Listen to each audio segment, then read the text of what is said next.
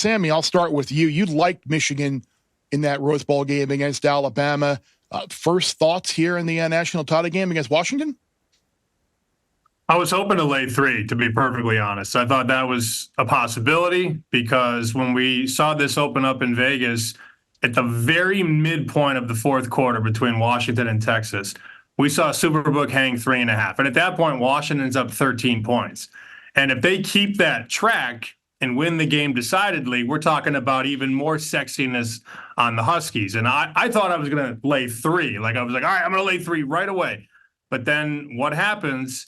Texas crawls back in, and DeBoer looks a little bleak down the stretch. And that susceptibility, which we just wrote about for foxsports.com, that little stretch of time moved the line from 3.5 to 4.5. And I'm going to wait it out. I want to lay Michigan. Washington money line is probably going to be the most public side of the postseason. Penix is awesome. I still don't know that Washington is as good, though, as Michigan. So I'm willing to find out. Yeah, I have a hard time seeing Washington being able to stop the run here. The fascinating matchup, obviously, Penix and those receivers against, the Michigan defense. That's just a fantastic matchup when you look at the play calling of DeBoer with all the offensive firepower of Washington. Can Michigan get a pass rush? Can they get a pass rush without blitzing? That'll be interesting. But to me, it's just Michigan's going to be able to line up and snap the ball and run for 5, 6, 7 yards of carry and just be able to grind on Washington. And when you can run on a team, you can do anything on them. And, this is going to sound a little dismissive, and Washington's better than TCU was last year, but it does feel like Washington does have a little TCU in them where they're not dominating these games. They're just surviving these games. And, we've seen it in the NFL. These teams eventually that catches up to you. I just think Michigan, it just feels like Harbaugh wins his title, rides off into the sunset, goes and coaches the Chargers, whoever in the NFL. I do think Michigan wins the game. I don't love laying points against Penix here, but I am confident Michigan wins this game. Well, noted Washington hater Geoff Schwartz is here in the building. I think it's very clear. I'm not betting against Washington at this point. They've won 10 straight games now by 10 points or less. It seems foolish to do that. They'll be underdogs now for the 4th time in the last 5 games, right? Oregon State, Oregon, and Texas. And they continue Did they really close as an underdog at Oregon? That's right, they did. They did, yeah. Oh. They closed at Oregon. And we both bet Washington that game because that's silly to us. Obviously, look, their efficiency numbers are sort of nowhere near what we've seen in previous champ. It doesn't mean they can't win this game. But let's review sort of what we saw on Monday, right? So Michigan wins a game where they didn't play all terribly well, right? I mean, McCarthy was a little bit off. I think he's better than people give him credit for, but he didn't play terribly well at moments in that game. The special teams were bad, and they won. They won in playing a game that wasn't their best. On the other hand, Washington guys, Michael Penix has been good this year.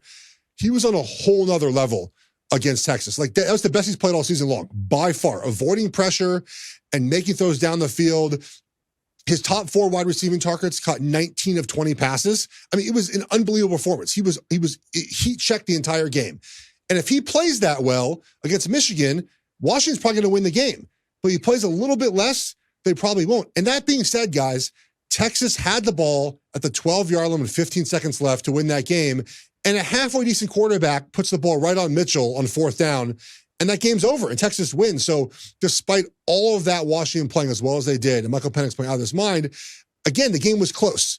Every game they play is close. And it's Michigan, the team, to finally take them down. Michigan has many different ways to win, in my opinion. They can run the football. They can play action pass. They can move the pocket. Washington allowed points to Utah this year. They allowed points to Stanford this season. That's why they're dogs again, because defensively, they're not as stout. Again, 31 points. Texas had 2 turnovers, had a bunch of punts, and down. Again, at the end, they had the ball on the 12-yard line to go win that game. So, again, I'm not really betting against Washington at this point because they continue to win these type of games. But their profile seems like a team that will lose to a Michigan in this matchup. How much do you think it reminded me a little bit in a way of the Ohio State team in 2002 that won the national title, that won all those close games. Certainly were not as good as Miami and certainly not as good as some of the, but they wound up winning.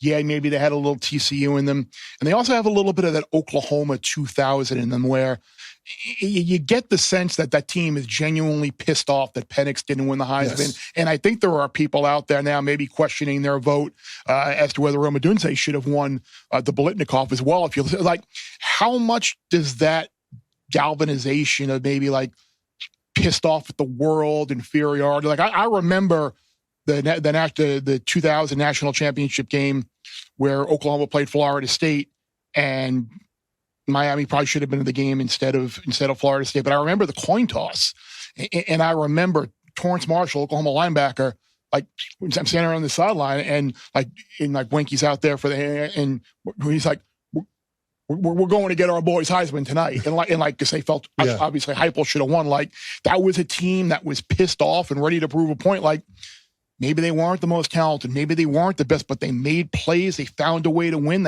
And like how much does that make up for like a perceived talent gap?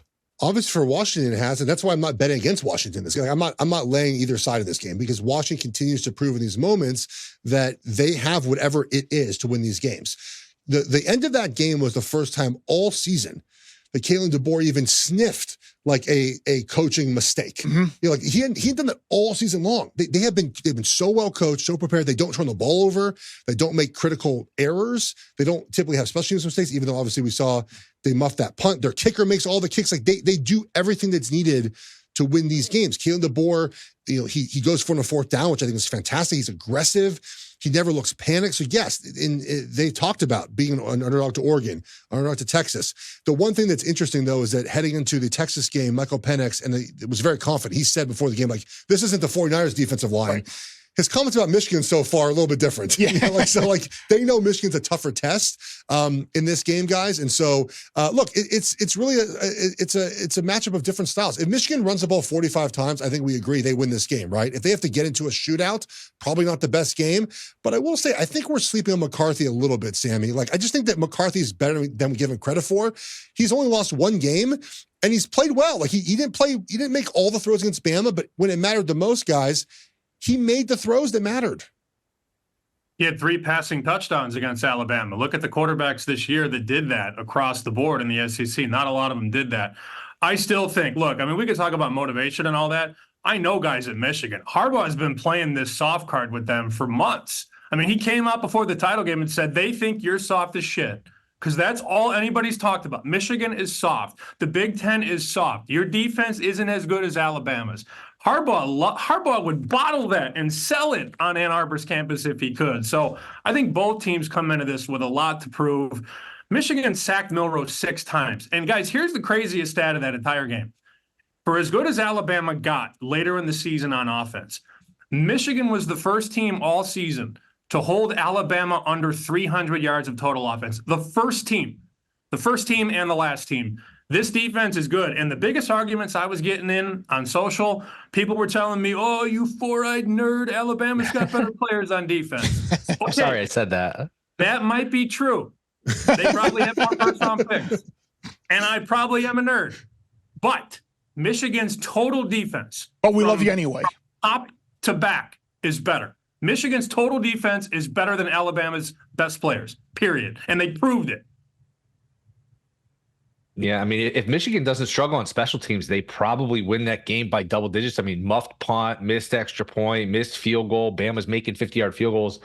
And again, maybe that's something to look at going forward. But if Michigan is just decent on special teams against Bama, they win that game by double digits, and maybe we look at them differently. Like, wow, this team is really just a dominant force. So to me, it's Michigan. I don't think I was dismissive of Washington last week. I thought it was last team with the ball kind of game, high scoring, toss up game, take the points. Geoff mentioned first down at the 12. I really thought in real time right there, Texas is going to steal this game. And boy, what a classic! What an all-time. I mean, that was just an all-time melt if Washington gives that game away. That's right there with Bill Buckner. That's right there with 28-3 in the Super Bowl of the Falcons. That's on that list because that's just an all-time giveaway if Texas steals that game. But I just think Michigan, I like their offensive line versus a smaller Washington front. I think that's the matchup that I just can't get out of my head here. That's why I like Michigan.